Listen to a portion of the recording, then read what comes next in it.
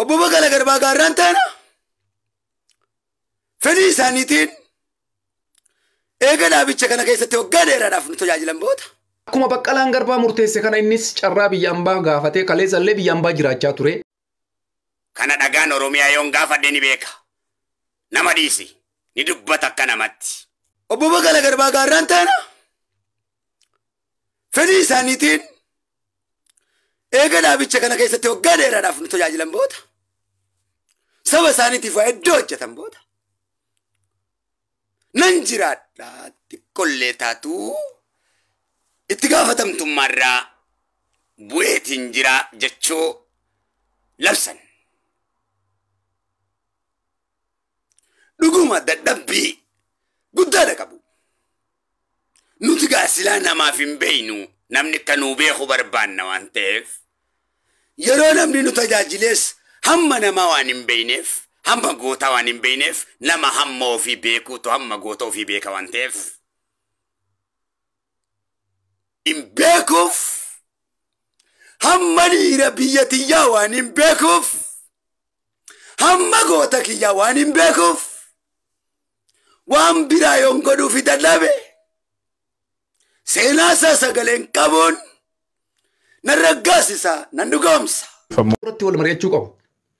Nuti akka Oromootitti Jawaar Mohammadiif maal hawwina? Maal barbaanna? Jawaar hoo maal haa ta'u? Akka Oromootitti biyyatti deebi'ee Jawaar ammas mana hidhaa seenee mana hidhaatitti haa shamu moo?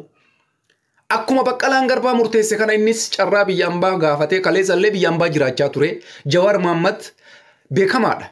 Waggaa kana bara 2018 biyya deebi'ee 2019 mootummaa kana wal dura dhaabate 2020 mana hidhaa seenee waggaa tokkoof wayi waggaa lama mana hidhaatiif fixe achi booda gabba'e Itoophiyaa keessa waggaa muraasa jiraate. Amma immoo wanni wal gaafachuu qabnu paartiin KFO Profeesar Mararaa Guddinaa Baqqalaa Garbaatiin alatti bu'aa buusuu danda'a. Bu'aa buusuu hin danda'u. Laakiin akka paartiitti paartii jiraachisuu hin danda'a. Isii tanarratti akka Oromoo tokkotti akka kiyyatti murtee obbo Baqqalaan Garbaa murteessetti hedduu rifadheera. Dhugaa isinitti hima Oromoo. Baxaam inni rifachiise. As danaggaxee hundi isaa namni hundi rifatee ajandaa dubbiin kun. Kanaaf amma an akka nama tokkootitti obbo Baqqalaadhaan murtee kana waan isaan murteessaniif ittuma jabaatte. Maaltu kana jedhu murtee baay'eedha. Obbo Baqqalaan Garbaa osoo har'a gadi ba'ee qabsoo cabaa geggeessee waan tokko godhe namoonni tokko tokko kawaa siyaasa sangallee ergamtuu maarree jechuu ni danda'a. Maqaa isaa saniifis obbo Baqqalaan Garbaa warra aangorra jiru warra Oromoof hin jedhu kanas kara marattuun rakkate. Garanallee laalee rakkate. Gamanallee laalee rakkate. Kara kamittuu fala dhabe. Isa dhumaa irratti koola galtummaa gaafate. Yeroo ijoolleen teen ilmaan abbaa gadaa araat kiiloo jiran jennutti obbo Baqqalaa Garbaa Maandeellaan kenna. Baqqalaa jechuun Maandeellaadha. Yoo beeytan qabsoo akkasii hubadda. Namni qawwee qabateetiniin waraana qabatee deemuu qofaa miti. Siyaasa isaatiif ifaajee inni kaleessa ifaajee isaan laaluu qabdan. Gatii kanaaf amma siyaasni Oromoo garamitti deema?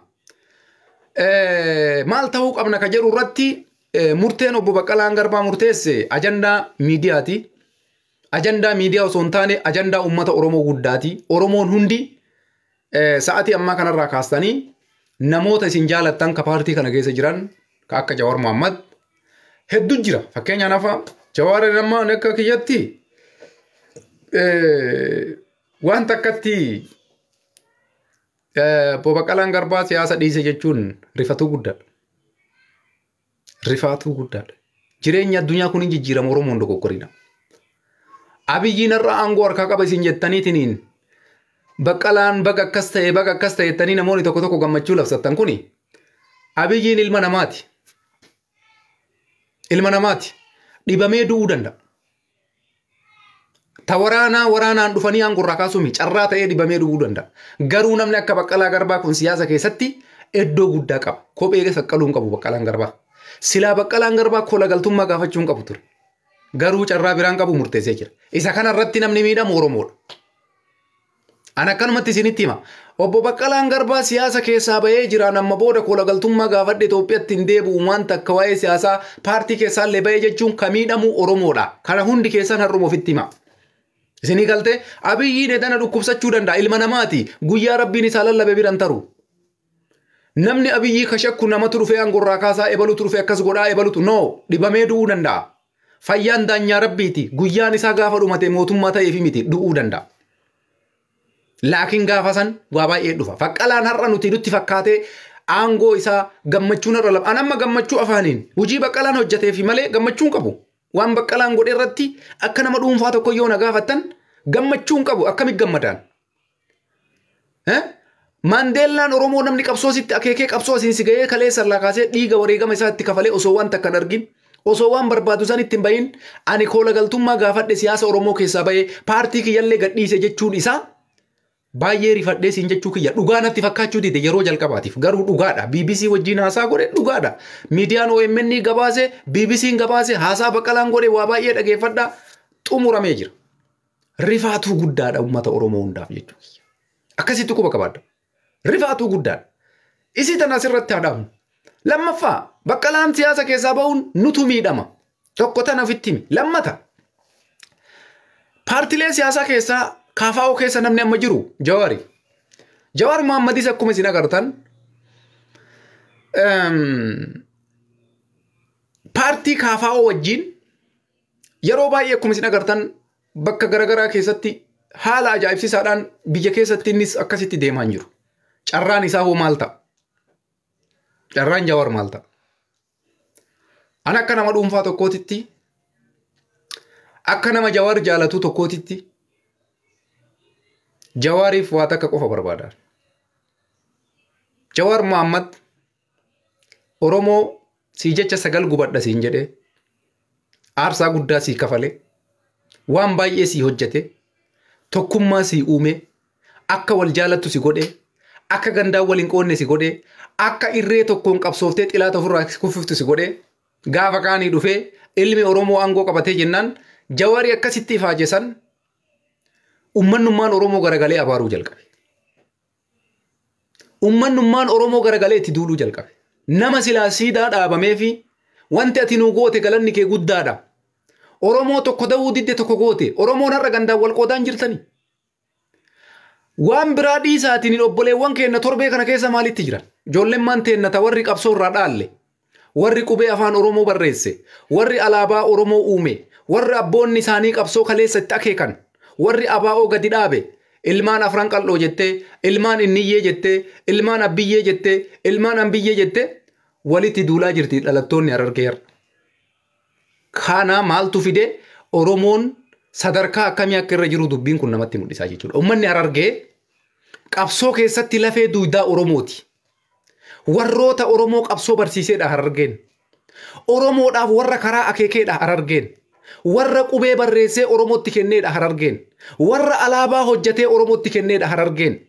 Sigaltee warra adda bilisummaa Oromoo jedhee gadi dhaabeedha Harargeen. Har'a ammoo dhufanii an aktiivistiidha, ani sooshaal miidiyaa kanarratti feemasiidha jedhanii an ilma arfan qal'ooti, an ilma gaara mul'ataati, an ilma gaara saniiti, an ilma laga saniiti qabsoon garas deebite. Kana jechuun maal jechuudha? Oromoon akka Oromiyaa waliigalaatitti kaleessa tokkummaa tana Jawaar Mohammad Harargee yoo kaate Arsii wajjin ka'a, Jimma yoo ka'e Wallagga wajjin ka'a, Bahaa yoo ka'e Bahaa Mindiyaa, Kaabaa yoo ka'e Gamaa Gunguma.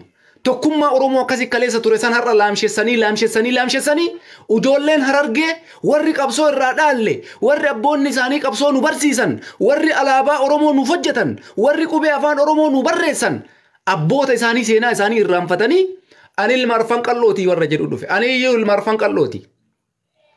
Oromoodha afran qal'oo jechuun waggaa 60 warra seenaa fi maalummaa Oromoo nu barsiise. Harargee taatee ani afran qal'ooti ani inniyyeedha ani maaliyyeedha jettee walitti duuluu miti. Aniin Ahmad Cululleen ati ilaaltu kuni ilma afran qal'ooti. Ani Harargeedha. Harargee irraa kun hin eeggamu ture. Ijoolleen Harargee dhaloonni dhufu kuni waa bita. Un tolcha jedhee balleessa. Garuu Oromummaan Harargeen Oromoodhaaf lafee duudaati. Ajandaa kiyyarraa isin jalaan ba'u. Sababiin kana isinii kaaseef dubbii Baqqalaa Garbaattuyyuu garaana dhukkubsee isii tanaaf dubbii gandummaa Oromoon gandaan wal qoodu gosaan wal qoodu tana isinii tuqe jechuudha. Asirratti Jawaar Mohammad yoo kaasu tokkummaa Oromoo kanaan na dura deemaan. Oromoon akka itti wayyaanee kuffise yaadattanii yeroo namni tokko wallagga keessaa du'u baaleef arsii jimma wallagga harargee guji salaale shawaa osoo boorana guji hin jenne tokkummaadhaan kaaniitti shiddan kaleessa akkas turre bar har'a hoo yoo Jawaar gaa dhufee dubbate ati Oromoof hin dubbattu bitamtuu maarre namu akkasi kaleessa sii jecha qabsaa isaan bar maaltu kana godhe ilma Oromoottu aangorra jira obboleessa kenna aangorra jira waan jedhu kana mara fide waa hubachuu dhabu kana mara fide amma walumaa galatti bakka san keessaa baanee jirra amma waan takkatti deemnaa jira obbo Baqqalaan Garbaa siyaasa keessaa bahee jira koola galtummaa gaafatee jira siyaasa Itoophiyaa guutumatti harka keessaa fudhatee jira sinii galee amma wanni itti aanu an akka nama dhuunfaa kootitti Jawaar Mohammad Profeesar Mararaa Guddinaa isa carraan isaa kanuma ta'e Profeesar Mararaan osoo waan takkan argatiin umriin isaa guutuun gara rentee yookaan boqannaa umrii jaarsummaa koola wanni keessa seenuudhaaf deema obbo Profeesar Mararaa Guddina nuti ammoo an akka nama dhuunfaa tokkootitti Baqqalatti aansee Jawaariin carraan isaa maal ta'uu qaba waan jedhu tokko dubbachuu barbaada. Jawaariif maal hawwitaa yoo kanaan jettan taate ani Jawaariif waa takka hawwaan tokkoffarratti Jawaar Mohammad ganamee jira qabsaayaa ganame qabsaayaan ganamee carraan isaa takkattiidha qabsaayaa ganame jechuun eenyutu gane Jawaariin Jawaar Mohammad matoora qabsooti abbaa jijjiiramaati namni Jawaariin gane mootummaa Itoophiyaati kanaafuyyuu Baqqalaan Garbaa koola galtummaa gaafatee jira amma booda biyyatti hin deebi'uu Itoophiyaan biyya kiyyaa miti baqadhee jira jedhee jira Baqqalaan Garbaa Jawaar Mohammadoo qabsaayaan ganame carraan isaa maal ta'uu qaba carraan Jawaar Mohammad an akka nama dhuunfaa tokkootitti yoo na gaafattan Jawaar keessaa tokkodha qabsaayaa ganame hogguu jennu ummata Oromootii miti namni Jawaariin gane ummanni Oromoo biyya keessaa fi biyya alaatitti illee Jawaariif jecha aarsaan isin gafaltan Jawaariif jecha wareegamni isin kafaltan Jawaariif jecha wanti isin gootan Rabbi illeen hin dagatu anaa miti isiniif ammoo kabajaa salaamtaa isinii kenna akka hawaasa Oromoo ummata bal'aatitti laakiin ammoo warri aangorra jiru warri biyya bulchu maqaa Oromootiin godinarraa aanarratti aangoo qabatan qabsaayota Oromoo kana hunda isaanii gananii jira ummanni kenna hawaasni akka hawaasaatitti galata guddaa qabdan jechuudha kanaafi carraan Jawaar Mohammad maal ta'uu qaba obbo Baqqalaan Garbaa Ameerikatti koola galtummaa gaafate kaafa'oo keessaa bahee jawweenoo maal ta'uu qaba an akka jawweetitti murtee takka Jawaariif murteessuu qaba nama isaa jaalatu keessaa isa tokkodha nama isaaf aarsaa kafalu keessaa isa tokkodha nama isaaf lubbuu kennu keessaa isa tokkodha Lammaan Magarsaa eessa jira hojii dhuunfaa isaa hojjetataa jira Awurooppaa kana keessatti maddabamee hojii dhuunfaa isaa hojjetataa jira guyyaan tokkoon dhufa guyyaan Oromoon Jawaar Mohammad eessa jirta maaloo nu qaqqabi jedhee gaafatu tokko guyyaan tokkoon dhufa guyyaan Oromoon Baqqalaa eessa jirta jedhee gaafatu tokko guyyaan tokkoon dhufa guyyaan Abiyyiin Ahmad Jawaar eessa jirta jedhee gaafatu tokko guyyaan tokkoon dhufa guyyaa Shimallis Abdiisaa Jawaar eessa jira Baqqalaan eessa jira jedhee gaafatu tokko fagoon jirtu quba qabadha nuti wanni takkattiin jechuu barbaannu Baqqalaan Garbaa murteessee jira murtee urfeeta waan akkaan jabaataa waan akkaan ulfaataa murteesse ani Jawaar Mohammadiif ka barbaadu har'a osoo Jawaar mana hidhaa seenee